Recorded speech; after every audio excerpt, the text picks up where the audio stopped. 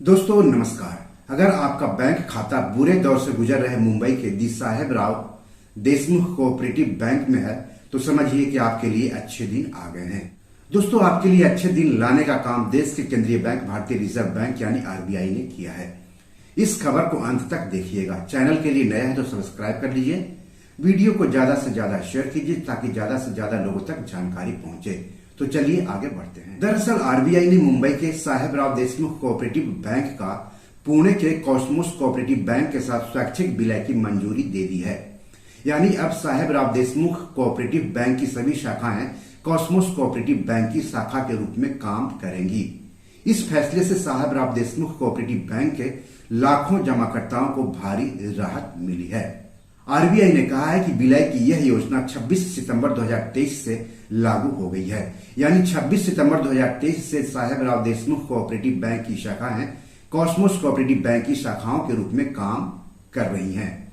इस विलय के बाद हो सकता है आपका passbook, ATM card, chequebook, internet banking, password, user name, passbook number के अलावा IFSC कोड बदल जाए।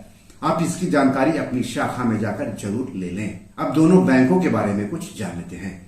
आपको बता दूं कि साहेबराव देशमुख कोऑपरेटिव बैंक की मुंबई की 10 और सतारा की एक समेत कुल 11 शाखाएं हैं। अब ये 11 शाखाएं कॉस्मोस बैंक शाखाओं के रूप में ग्राहक सेवा में शामिल हो गई हैं। साहेबराव देशमुख बैंक का कारोबार करीब 250 से 300 करोड़ रुपए का है और इसमें 150 से 250 मिलियन जमा करता है।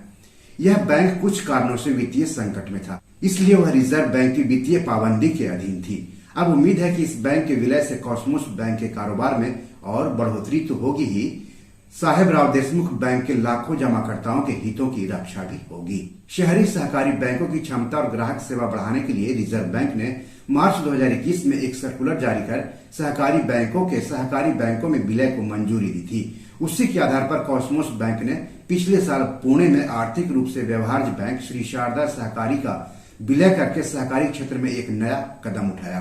कॉस्मोस बैंक के शेयरधारकों ने मार्च 2023 में साहेबराव देशमुख सहकारी बैंक और मराठा सहकारी बैंक के साथ विलय को मंजूरी दे दी थी।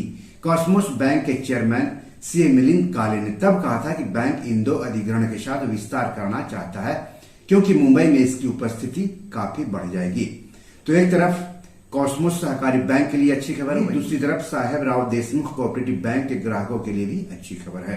साहेबराव देशमुख सहकारी बैंक की 11 शाखाएं और लगभग 244 करोड़ रुपए का व्यवसाय सेटअप है।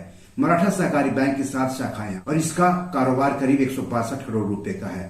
बाद का अधिग्रहण पूरा हो चुका है, जिसके बाद कॉस्मोस बैंक की 7 राज्यों में 159 शाखाएं हो गई हैं। इस तरह से मुंबई के साहेबराव देशमुख कोऑपरेटिव बैंक के जमाकर्ताओं के लिए राहत की खबर है।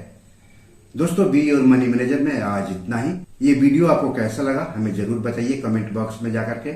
इस वीडियो या पैसों से जुड़े हुए कोई भी सवाल हो तो जरूर पूछिए। धन्यवाद, नमस्कार।